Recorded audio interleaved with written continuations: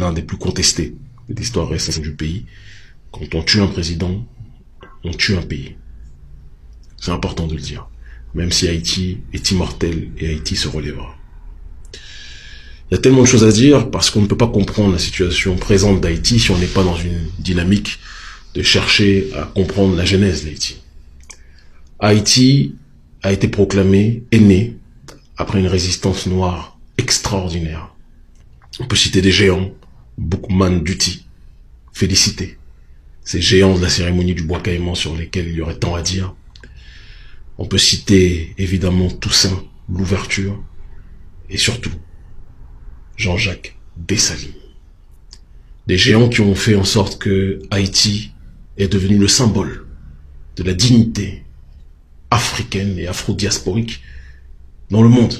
Ils ont été les premiers au 19e siècle à dire avec autant de dignité à l'oppresseur occidental et plus particulièrement à l'oppresseur français: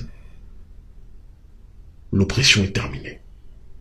Et notre peuple a décidé de se lever.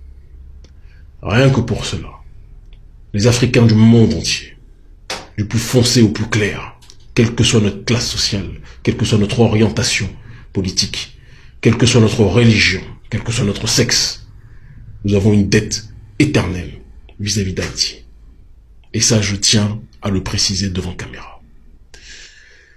C'est ce crachat aux figures de la prédation économique matérialisée par l'impérialisme occidental et plus particulièrement l'impérialisme français qui a fait que jamais, depuis son indépendance, depuis la proclamation de cette première république noire, Haïti n'a été tranquille parce que l'Occident a tout fait pour que ce symbole de l'ex-esclave rebelle redevenu libre ne puisse pas contaminer les autres colonies françaises au sein de nos peuples et les autres colonies occidentales de manière générale.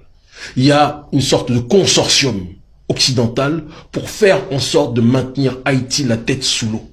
Parce qu'en maintenant Haïti la tête sous l'eau, quand d'autres nations songent à l'indépendance, on leur rappelle rapidement: vous voulez ressembler à Haïti? Vous êtes prêts à en payer le prix? Et il suffit de faire le tour des Caraïbes aujourd'hui. Martinique, malheureusement Guadeloupe, Guyane, peuple que j'aime en perdre l'esprit, toutes ces entités que je viens de citer.